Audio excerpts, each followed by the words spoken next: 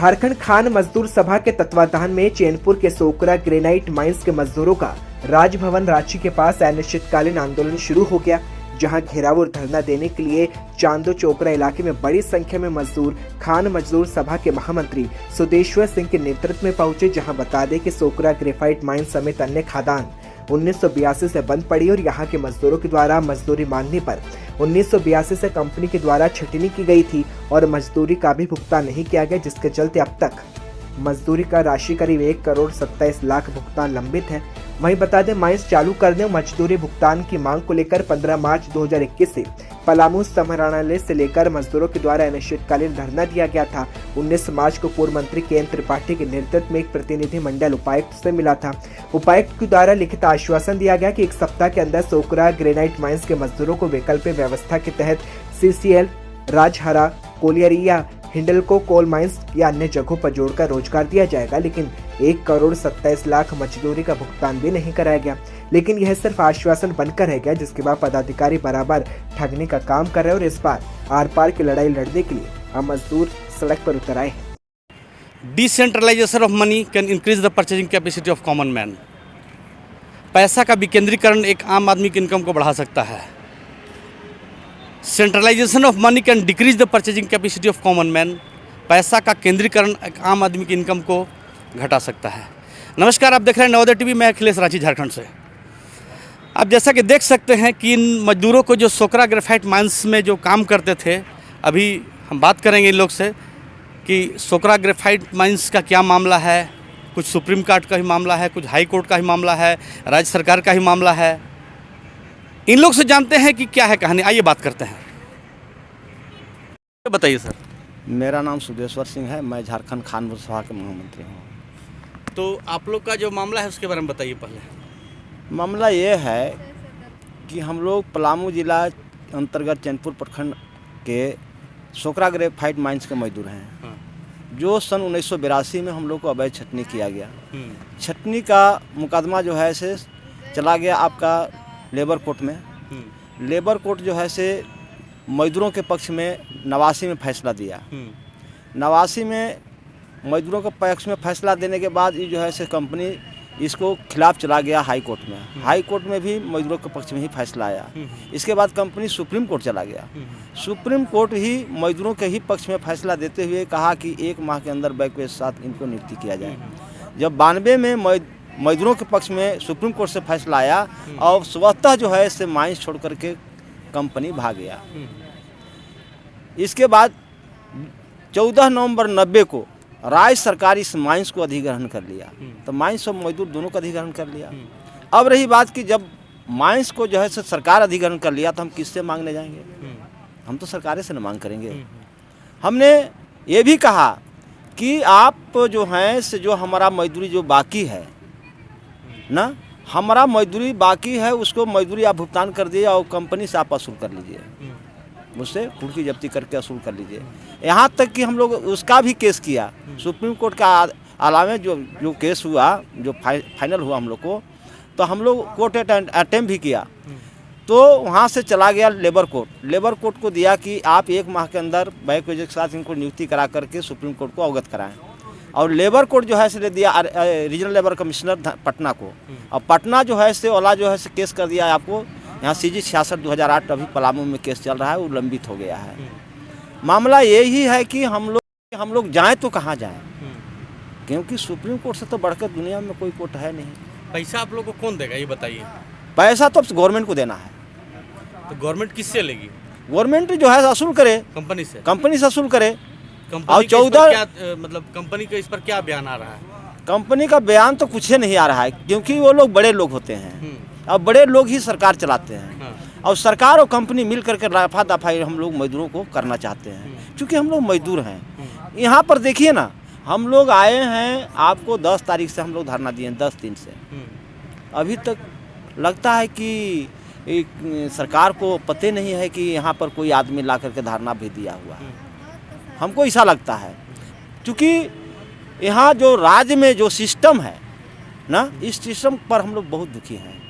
हालांकि ये बीजेपी के सरकार में हम लोग को, जब हम 2018 में भी धरना दिए थे तो वहाँ भी हमको बुलाहट हुआ था 32 दिन के बाद, और हम लोग से वार्ता भी हुई थी। यहाँ तक कि भी कुछ कार्य हुआ, माइंस जो है चालू करने का प्रक्रिया भी प्रारंभ हुई। 2019 में भी हम लोग धरना दिया, जो नियुक्ति करने का भी प्रक्रिया प्रारंभ करने के लिए आपके सुनील कुमार बर्नवाल जी हम लोग को लिखित आश्वासन भी दिए। 2021 में हम लोग धरना दिए हुए थे पलामू जिला में, जो डीसी लिखित आश्वासन दिए कि हम CCL राजहारा कोयला में बहाल करेंगे और हिंडाल्को अन्य माइंस में लोगों को रोजगार दिलाएंगे, और साथ ही साथ हम लोग जो पैसा आप लोग 1,27,00,000 रुपये बाकी है उसको भुगतान कराने की भी प्रक्रिया प्रारंभ करेंगे, और माइंस चालू करने के लिए भी प्रक्रिया हम लोग शुरू करेंगे। लेकिन लगता है कि वहाँ से जो भी यहाँ न्यूज आता है, जो वहाँ से भेजा जाता है, जो डीसी भेजते हैं, यहाँ जो है से लान करके रफा दफा लोग करता है।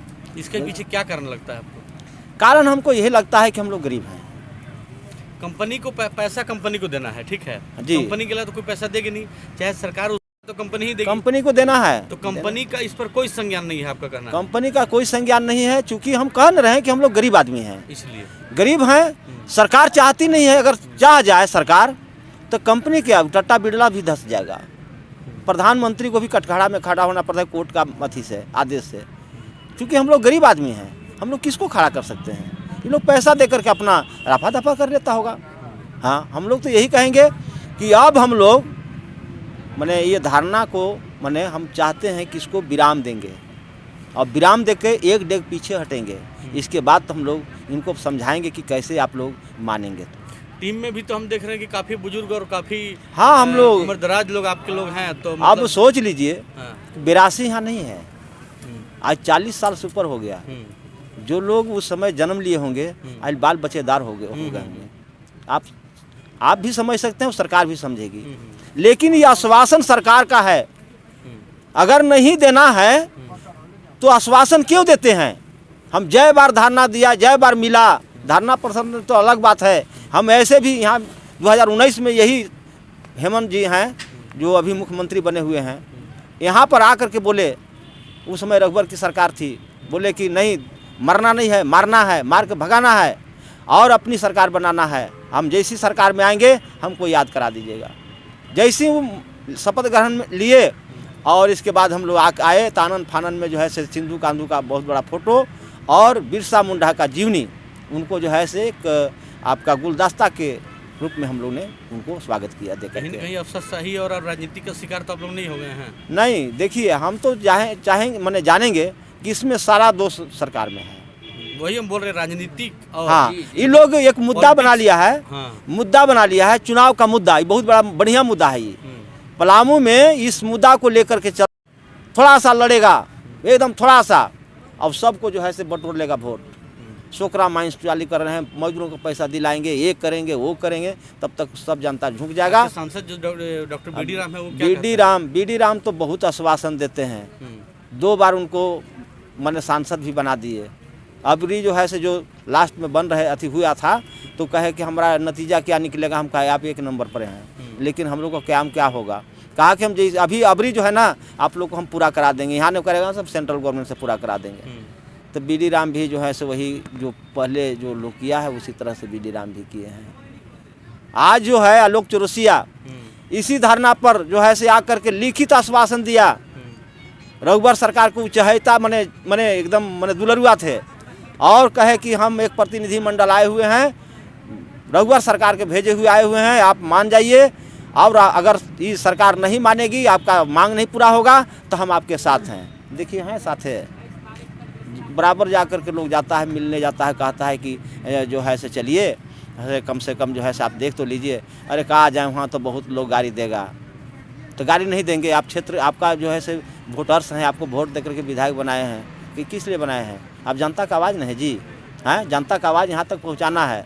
अब तो लड़िए, पहले तो सरकार में थे वो इसलिए लड़ना नहीं पड़ रहा था, अब तो विपक्ष में है ना, लड़ना चाहिए ना। तो नहीं, कहीं न कहीं जो है ये लोग को राजनीतिक लीटी सेकने के लिए एक मुद्दा बना करके है। इंसान को जब घर जलता है ना तो ये लोग जो है से अपना माने रोटी सेक करके उस पर खाते हैं। हम लोग इंसान हैं नहीं, हम लोग रोड पर मर रहे हैं। आज देखने वाला कोई यहाँ पर नहीं आ रहा है। आखिर क्यों नहीं आ रहा है? कारण क्या हो सकता है? क्या इन लोग को पता नहीं है? जब टाटा बिरला आएगा तो 2 दिन पहले ही पता हो जाएगा। और हम लोग यहाँ 32-35 दिन से यहाँ पड़े हुए हैं, तो कई लोग का पता नहीं है, सरकार का पता नहीं है। ऐसे भी मर रहे हैं और वैसे भी मरेंगे, लेकिन कुछ करके मरेंगे तो कम से कम धरती में नाम रहेगा। कुछ करेंगे हम लोग। ठीक, धन्यवाद आप। जैसा कि मैंने कहा था कि decentralisation of money can increase the purchasing capacity of common man.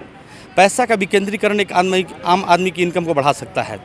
तो आप जैसा कि देख सकते हैं कि इन लोगों को अगर पैसा नहीं मिल रहा है, एक मजदूर को पैसा नहीं मिल रहा है, काम किया हुआ पैसा नहीं मिल रहा है, क्यों नहीं मिल रहा है, कहीं न कहीं इसके शिकार वो भी हो रहे हैं। यदि एक आम आदमी को इनकम तब बढ़ता है जब आदमी पैसा एक जगह जमा पैसा जब बिखरता है, कुछ न कुछ काम में लगता है। जैसे मान के चलिए ग्रेफाइट माइंस खुल जाता, जब मजदूर वहाँ काम कर रहे होते, लोगों को पैसा मिलता, तो पैसा का विकेंद्रीकरण हो जाता। अभी क्या है कि कुछ खास वर्ग के लोग इस पैसा को लेकर बैठ गए हैं, पैसा को केंद्रीकरण कर लिए हैं, पैसा को जमा कर लिए हैं और इन लोगों को पैसा देना नहीं चाहते हैं, इसीलिए इन लोगों को तकलीफ होती है।